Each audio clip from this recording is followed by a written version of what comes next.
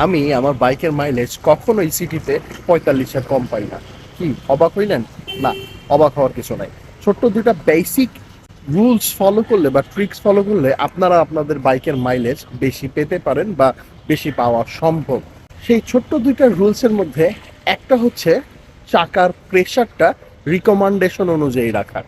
আরেকটা বিষয় হচ্ছে চেইনটা ভালো মতো ক্লিন করা, লুপ করা এবং টাইম টু টাইম অ্যালাইনমেন্টটা অ্যাডজাস্টমেন্ট করা। এই দুইটা ছোট ছোট পার্ট আমরা করতে ভুলে যাই বা অনেক সময় হয়ে ওঠে না আমাদের দ্বারা। হন্যে হয়ে অনেক কিছু খোঁজার চেষ্টা করি যে এটা কি হইলো, এটা মাইলেজ কেন পাচ্ছি না, এইটা করি ওইটা করি সেটা করি, কিন্তু এই ছোট্ট দুইটা জিনিসের মাধ্যমেও যে আপনার মাইলেজ 5 থেকে 7 বাড়তে পারে এটা আমরা কখনোই বুঝি না বা বুঝেও না বুঝার ভান করে থাকি। বাকি সবগুলো যদি করে থাকেন, মাইলেজ যদি বেশি পাচ্ছেন না, তাহলে এই দুইটা জিনিস একটুখানি